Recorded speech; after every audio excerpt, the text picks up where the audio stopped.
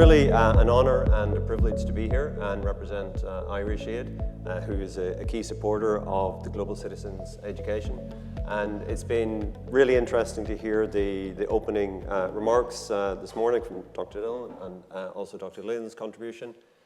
Irish Aid is obviously part of our global island, our foreign policy, and within that a better world. GCE is termed as how to address the complex issues in the world. And to bring it back to the points which are being raised here about sort of identity, which is so much contested, I wanted to bring a couple of historical anecdotes to this morning. The Chokwe Indian nation was in the news again this week. I'm sure you're very familiar with it. It's a tribe of indigenous Americans who contributed to the famine relief in Ireland in 1847, despite being very impoverished themselves.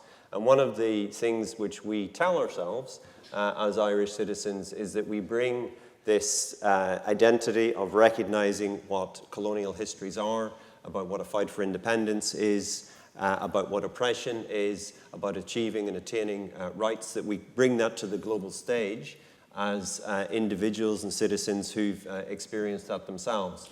But the complexity of our history, and perhaps it speaks a little bit to what you were talking about educators, the Chokwe nation became aware of the famine in Ireland because of one, possibly two Irish who were serving in the US Army, who were accompanying that tribe on a forced displacement march west of the Mississippi. So the Chokwe nation had been dispossessed of their lands and driven into destitution. And talking with one of the Irish soldiers, they learned of the famine in Ireland, and despite their conditions, had enough empathy to pull together resources to send money to support the famine relief of Ireland. And why were they marching? They were marching because the son of Irish-born migrants to the US had instituted legislation in 1830 called the Indian Removals Act, which legislated the dispossession of those Indian people. So there's complexity in every nation. There's Irish people in every side of every equation. O'Connell, who was one of the biggest inspirations to pacifist movements, was huge within Ireland in achieving Catholic emancipation. He was dependent on a lot of fundraising from Irish migrants in the US. He engaged with Frederick Douglass on his speaking tour of Ireland on slavery, the ending of slavery, and black emancipation in the US in 1845 and 46. And O'Connell appealed to the Irish diaspora in the US to support the case for black emancipation in the US. But the Irish diaspora in the US were not buying that. Their local interests and their own economic opportunity, they felt dominated any sense of empathy that they could have in the black emancipation cause, whereas they were fully behind Catholic emancipation and the achievement of Irish citizens' rights on the island of Ireland. So this is all to say we have this huge history. Ireland was a proto-colony in some respects that informed the methodologies which were then applied out across the world during the 19th century. And in some respects, our resistance to that and overcoming it was also a proto-approach to decolonization as it led into the 20th century. Now, all of these 19th century anecdotes were in a world where there was no multilateralism. Might was right, and the achievement of the establishment of the United Nations and multilateralism after World War II is something which perhaps has been taken for granted.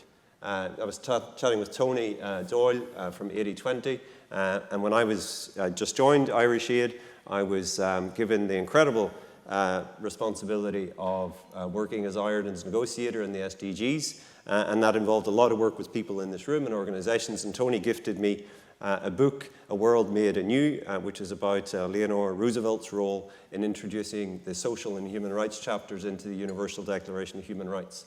And this is a long-winded way of saying GCE, free, open nations like Ireland couldn't exist in safety without multilateralism.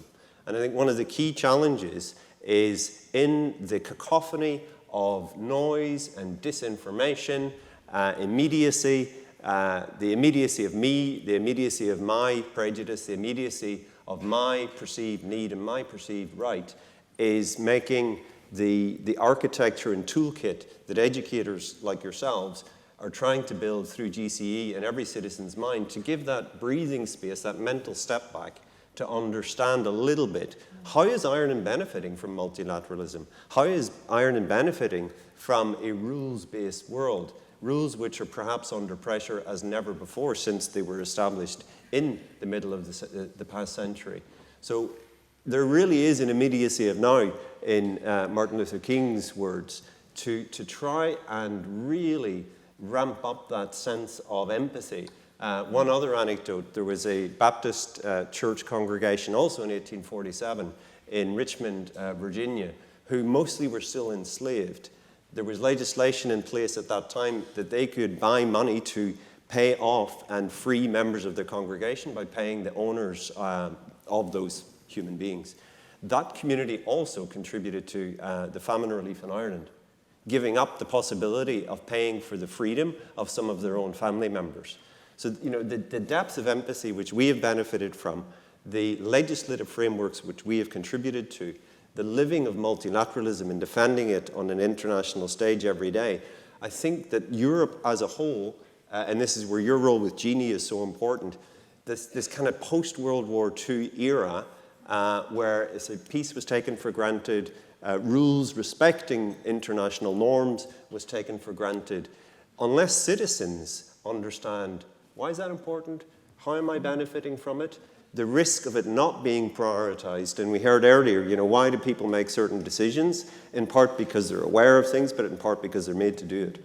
And, you know, citizens within Ireland understanding the roots of these, our own roots, in all their complexity, the good and the bad, is something which I think we have lived and we do live as we express ourselves as a nation, particularly in our cooperation overseas.